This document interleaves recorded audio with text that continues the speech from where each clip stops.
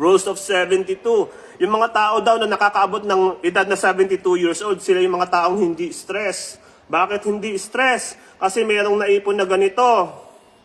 Okay? So paano mo iipunin? Kailangan nating malaman ang sikreto ng mga bangko. So ayon dito sa Rules of 72, how money works. Okay, si Mr. Depositor daw, nagdeposito ng 100,000 sa bangko sa edad na 20 years old. Okay? Pag edad niya ng 56 years old, nakakuha siya ng 400,000. Okay, 72 divided by 4% na binigay ng bangko. Halimbawa, kahit wala namang ng bangko ngayon na nag-o-offer ng 4%. 72 divided by 4% equals 18 years. 18 years bago nagdoble.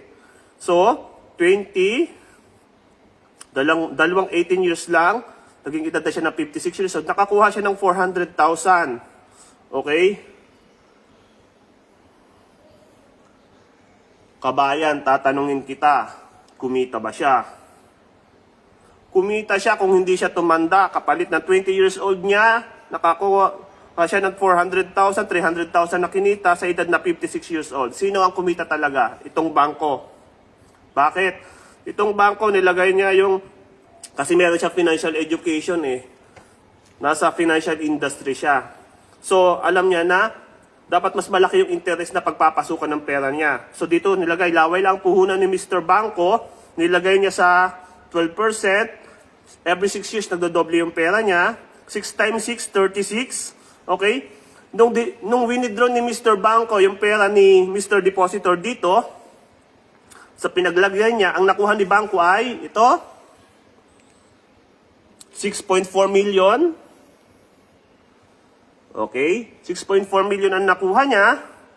Pero ang binigay niya sa mismong nagmamayari ng tunay na kapangyarihan, yung mismong pera, yung mismong puhunan, ang binigay na yung bangko ay 400,000 lang.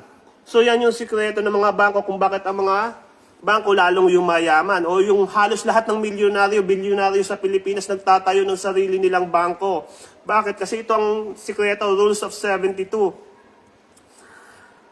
72 divide the percent of interest equals the years kung kailan magdodoble yung pera nila. So yan, ito pala yung sikreto ng mga bangko. Siyempre hindi nila sasabihin yan, di ba? Kaya nga napapansin mo tuwing matatapos ka ng magbayad ng utang mo sa bangko, di ba 3 months pa lang, 2 months pa lang, 1 month before na matapos yung pagbabayad mo, tumatawag na sila, di ba? Ang sasabihin nila, baka gusto nyo pong umutang ulit.